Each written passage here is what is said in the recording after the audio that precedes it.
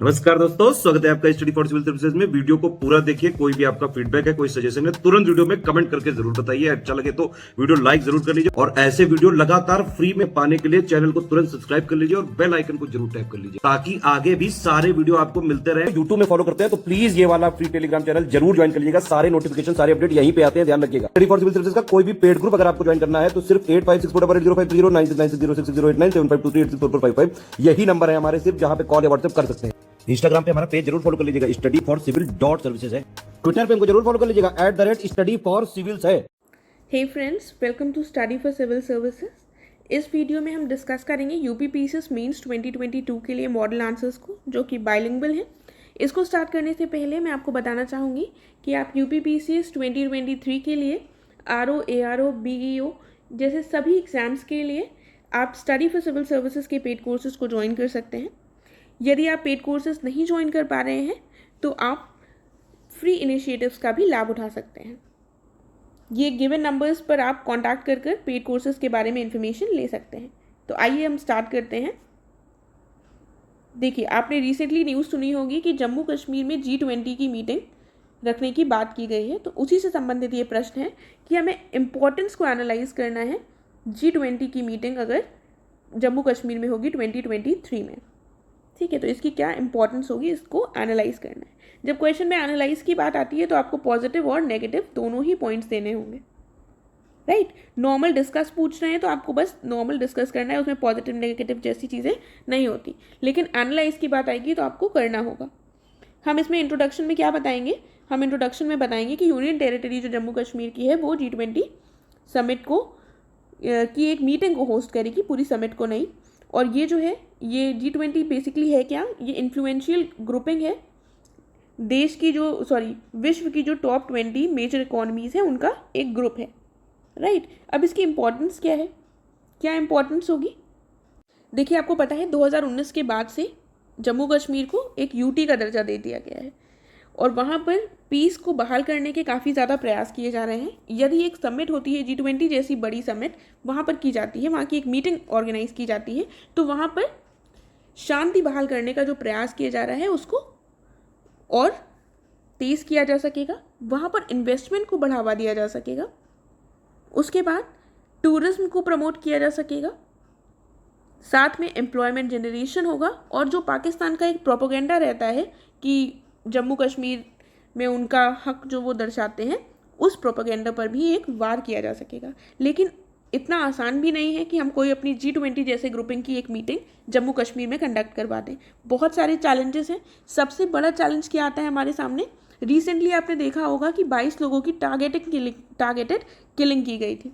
और हाल ही में आपने न्यूज़ सुनी होगी कि जो कश्मीरी पंडित हैं उन पर भी हमला हुआ है, उनकी भी हत्या कर दी जाती है। तो इस तरह से लोग वहाँ पर जाने में डरते हैं। और जो भी जगह जहाँ पर लॉ और ऑर्डर प्रॉपर नहीं होगा, स्टेबिलिटी नहीं होगी, वहाँ पर कोई भी इन्वेस्टमेंट नहीं किया जा सकता है। जो भी कंपनीज होंगी वहाँ पर क्यों इन्वेस्टमेंट करना चाहेंगी अपना? तो इस तरह से वहाँ पर इन्वेस्टमेंट भी कम होता है।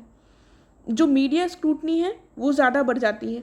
पूरा वर्ल्ड मीडिया आपको फोकस करने लगेगा जम्मू कश्मीर की एक मीटिंग के चलते, जिसकी वजह से ये एक बहुत बड़ा चैलेंज भी होगा कि वर्ल्ड कम्युनिटी पूरी जम्मू कश्मीर पर ध्यान देगी, क्योंकि ऑलरेडी वो एक लाइमलाइट में मुद्दा रहता है। तो ये भी एक इम्पॉर्टेंट चैलेंज के रूप में हमें दिखाई देता है। उसके बाद वहाँ पर टेररिज्म, पाकिस्तान स्पॉन्सर्ड टेररिज्म भी दिखाई देता है, तो वो भी एक इम्पॉर्टेंट पॉइंट है। तो ये हमने यहाँ पर पॉइंट्स डिस्कस कर लिए। इसके अलावा हम कुछ और पॉइंट्स भी कह सकते हैं। क्या क्या होंगे वो? साथ में हम क्या कह सकते हैं कि जम्मू कश्मीर में इतना वर्ल्ड क्लास इंफ्रास्ट्रक्चर डेवलप करना, इन्वेस्टमेंट इतना लाना, ठीक है, और इंटरनल इंस्टेबिलिटी के कारण इन्वेस्टमेंट लाना, ये सारी चीज़ें हमारे सामने चैलेंजेस में भी हम लिख सकते हैं। इसमें हम कंक्लूड क्या करेंगे? कंक्लूजन में हम ये कह सकते हैं कि एक हमारे पास एक अपॉर्चुनिटी है जिसके माध्यम से जम्मू कश्मीर की, स्पेशली कश्मीर की, हम एक positive peaceful image world wide प्रदर्शित कर सकते हैं। लेकिन साथ में ये भी नेसेसरी है कि हम वहाँ पर सिक्योरिटी और सेफ्टी को भी मेंटेन करें, राइट।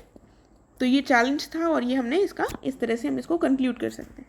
आगे बढ़ते हैं अगले प्रश्न की तरफ। देखिए, हमने लास्ट वीडियो भी जो डिस्कस किया था उसमें हमने ब्रिक्स से संबंधित एक क्वेश्चन डिस्कस किया था। यहाँ पर हमको ब्रिक्स की सिग्निफिकेंस की के बारे में चर्चा करनी है। तो थोड़े से पॉइंट्स शायद रिपीट होंगे, लेकिन आपको इससे कुछ नए पॉइंट भी मिलेंगे। ब्रिक्स एक इम्पॉर्टेंट टॉपिक है हमारे मेंस के लिए, तो इसको ध्यान से देखिएगा। सारे डायमेंशंस आपके कवर हो जाएंगे इस आंसर से भी। तो ब्रिक्स ऑलरेडी हमें आपको पता है ब्रिक्स में क्या होता है। BRICS is Brazil, Russia, India, China और साउथ अफ्रीका। 2001 में सबसे पहले इसके बारे में गोल्डमैन सैक्स ने इस वर्ड को दिया था ब्रिक। 2006 में ये बना था ब्रिक के रूप में, और 2010 में साउथ अफ्रीका के ऐड हो जाने के बाद ये ब्रिक्स हो गया था। सिग्निफिकेंस क्या है? ब्रिक्स कंट्रीज जो है वो एक साथ मिलकर 1/4 ऑफ ग्लोबल जीडीपी पर का कंट्रीब्यूट करती हैं। ठीक है, लगभग 1/4 हिस्सेदारी है वर्ल्ड जीडीपी में। उसके बाद इनका एक बहुत इंपॉर्टेंट रोल है ग्लोबल इकोनॉमिक पॉलिसी में को सेटअप करने में और फाइनेंशियल स्टेबिलिटी वर्ल्ड में बढ़ावा देने में। फाइनेंशियल स्टेबिलिटी को ये अकाउंट करती है 17% ऑफ ग्लोबल ट्रेड में और लगभग 1/4 ग्लोबल जीडीपी में, जो हमने ऑलरेडी देख लिया है। ये जो ग्लोबल साउथ है उसकी वॉइस को रिप्रेजेंट करती है। ग्लोबल साउथ मतलब मेनली जो नीचे के जो देश हैं उनके बारे में। ठीक है, उनको ग्लोबल साउथ कह दिया जाता है।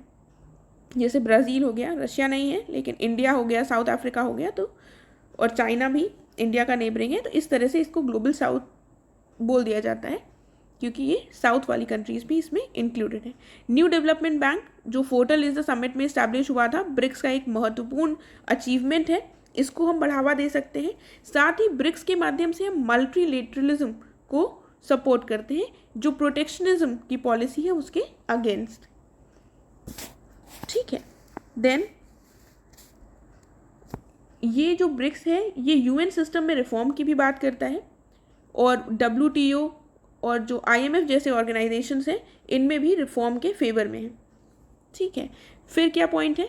उसके बाद जो ब्रिक्स कंट्रीज़ हैं इन्होंने मेनली न्यूट्रल स्टांस लिया है जो रशिया यूक्रेन कॉन्फ्लिक्ट हुआ है, और इन्होंने बात की गई है पीसफुल रिजोल्यूशन की, ताकि दोनों देशों के बीच में पीसफुली रिजॉल्व कर लिया जाए इस कॉन्फ्लिक्ट को। हाउएवर ऐसा नहीं हो सका है, लेकिन आप इस पॉइंट को इसमें लिख सकते हैं। और काउंटर टेररिज्म जैसी जो समस्याएं हैं उनका जो समाधान है वो इस मंच के माध्यम से किया जा सके।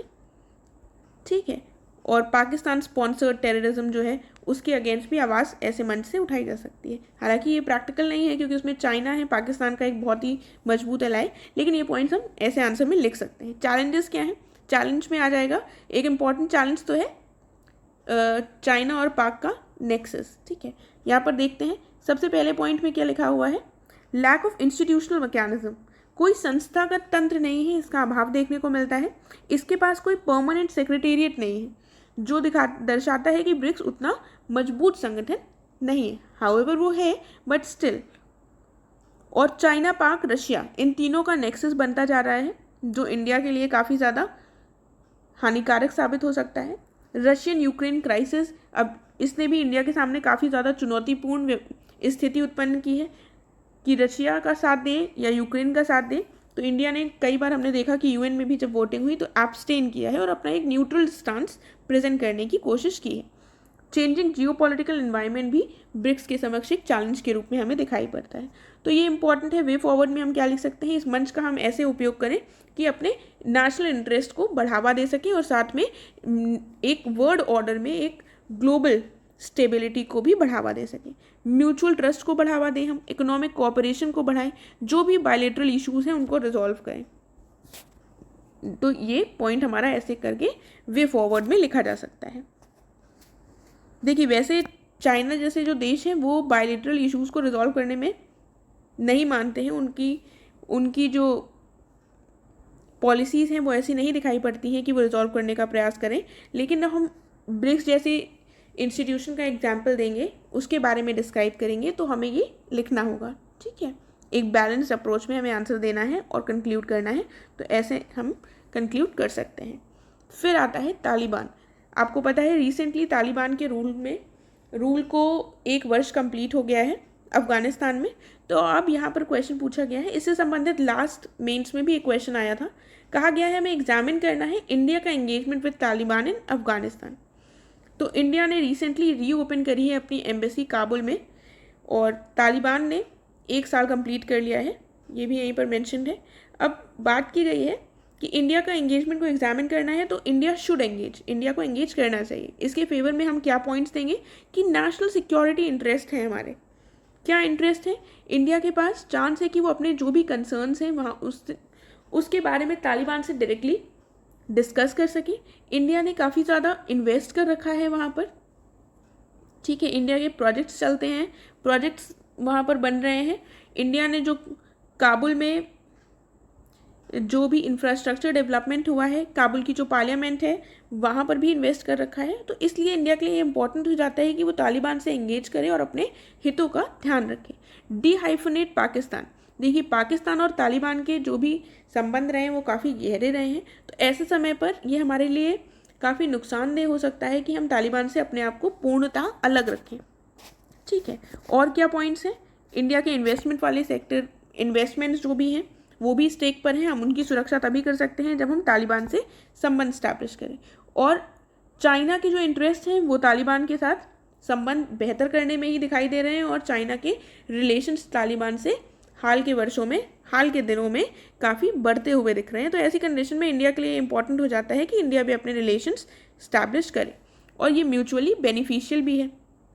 तो यहाँ पर हम ये कह सकते हैं कि अगर इंडिया एंगेज करता है तो ये इंडिया के हित में होगा, क्योंकि जो भी इंडिया के नेबरिंग कंट्रीज़ हैं और जो मेन एनिमीज़ इंडिया के कहे जा सकते हैं, पाकिस्तान और चाइना, उनके संबंध तालिबान से अगर ज़्यादा घनिष्ठ हो जाएंगे तो ये इंडिया के लिए अच्छा नहीं साबित होगा, और इंडिया साउथ एशिया में अकेला भी बढ़ सकता है। इसलिए ये इम्पॉर्टेंट है कि हम भी अपने संबंध इनसे स्टैब्लिश करते रहें, क्योंकि यदि वही पावर में रहेंगे और हमारे जो भी इन्वेस्टमेंट्स हैं, जो भी स्टेक्स हैं, उनकी सुरक्षा हम चाहते हैं, तो हमें इनडायरेक्ट संबंध तो स्टैब्लिश करने पड़ेंगे। तो एक पक्ष ये हो गया।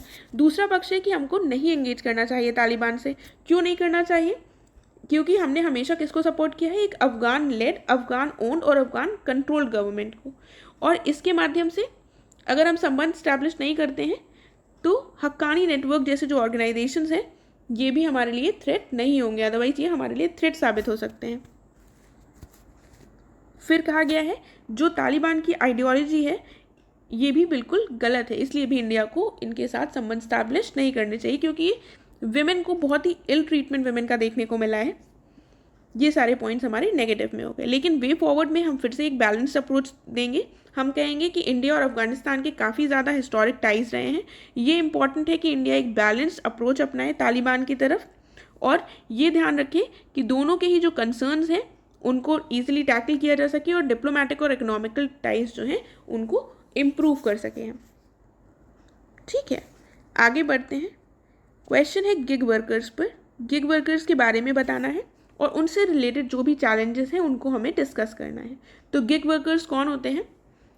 गिग वर्कर्स वो होते हैं जिनको टेम्परेरी एम्प्लॉय किया जाता है, ठीक है। जैसे आप देखते हैं कि जो भी जोमेटो के डिलीवरी मैन होंगे, ठीक है, और ऊबर ओला जो लोग ड्राइव करते हैं उनको गिग वर्कर्स कहा जाता है। जो सोशल सिक्योरिटी गवर्नमेंट के द्वारा स्कीम्स चलाई जाती हैं सोशल सिक्योरिटी की, उसके दायरे में ये गिग वर्कर्स नहीं आते हैं। तो अब डेफिनेशन देख लेते हैं। देखिए, कोड ऑन सोशल सिक्योरिटी, जो 4 कोड्स दिए गए हैं जिनको अभी लेबर लॉज आए थे उनको अभी इम्प्लीमेंट नहीं किया गया है, लेकिन इसमें गिग वर्कर्स की डेफिनेशन है। तो क्या डेफिनेशन है? A gig worker is a person who performs work और participates in work arrangements and earns from such activities outside of the traditional employer employee relationship. तो जो ट्रेडिशनल रिलेशनशिप है employer और एम्प्लॉय के बीच, उसके बाहर जो होते हैं वो लोग गिग वर्कर्स कहलाते हैं। ये इंडिपेंडेंट कॉन्ट्रैक्टर्स भी हो सकते हैं, ऑनलाइन प्लेटफॉर्म वर्कर्स भी हो सकते हैं, कॉन्ट्रैक्ट फर्म वर्कर्स भी हो सकते हैं, ऑन कॉल वर्कर्स और टेम्परेरी वर्कर्स ये होते हैं, ठीक है। उसके बाद कहा गया है they enter into formal agreements with on demand companies to provide services to the companies clients. On demand जिस हिसाब से डिमांड होती है उस हिसाब से ये अग्रीमेंट करते हैं। नीति आयोग की रिपोर्ट अगर हम देखें तो इंडिया की जो गिग वर्कफोर्स है ये एक्सपैंड कर सकती है अप टू 2.35 करोड़ कब तक? 2029-30 तक, जो कि 2021-22 में कितनी थी? 2021 में 77 लाख थी। तो आप देख रहे हैं किस हिसाब से इनका नंबर इंक्रीज होने की संभावना है। इनके सामने चैलेंजेस क्या है? कोई भी जॉब सिक्योरिटी नहीं है, कभी भी इनको निकाला जा सकता है। वेजेस में इरेगुलरिटी देखने को मिलती है। इनका जो एम्प्लॉयमेंट स्टेटस है वो काफ़ी अनसर्टेन होता है। और इंडिपेंडेंट कॉन्ट्रैक्टर्स, प्लेटफॉर्म वर्कर्स, ये लोग जो होते हैं ये अपने वर्क प्लेस में कोई भी प्रोटेक्शन या कोई भी जो भी एंटाइटलमेंट्स प्रोवाइड किए जाते हैं एक नॉर्मल ऑर्गेनाइजेशन के द्वारा, उसके ये लोग उसका लाभ गिग वर्कर्स को नहीं मिलता। और दूसरा चैलेंज एक और देखने को मिलता है, ग्रीवेंस रिड्रेसल मैकेनिज्म, जो भी इनकी समस्याएं हैं उसका शिकायत निवारण तंत्र जो है वो अनुपस्थित है, उसके लिए कोई भी व्यवस्था नहीं है। तो इसके लिए हम वे फॉरवर्ड क्या कह सकते हैं कि जो ऐसे वर्कर्स हैं हम उनको अपस्किल करें, रीस्किल करें, ताकि उनमें कौशल विकास हो सके।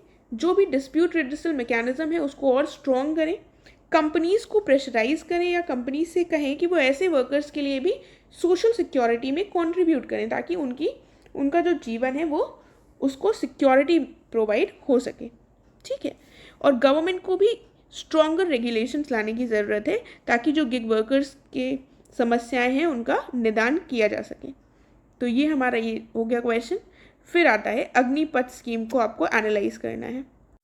देखिए, इस स्कीम के बारे में आपने बहुत पढ़ा होगा, आपको पता भी होगी, लेकिन कई बार हम पॉइंट्स भूल जाते हैं। तो अगर आपको पता है बहुत अच्छी बात है, एक बार आप पॉज कर सारे पॉइंट्स रिवाइज कर लीजिए, फिर देख लीजिएगा अगर आपने कोई पॉइंट मिस किया हो तो ये एग्जाम में पूछे जाने की संभावना ज़रूर है।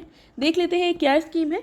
ये रिक्रूटमेंट होगा सोल्जर्स का below the rank of commissioned officers, तीनों सर्विसेज में होगा, आर्मी, नेवी और एयरफोर्स। इस स्कीम के तहत रिक्रूटमेंट किया जाएगा, ये हमने ऑलरेडी देख लिया। ये ओनली रूट होगा टू रिक्रूटमेंट इनटू मिलिट्री।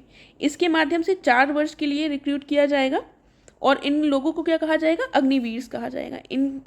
इनकी जो एज ग्रुप होगी वो क्या होगी, 17.5 से 21 वर्ष, बोथ मेल और फीमेल एस्पिरेंट्स के लिए।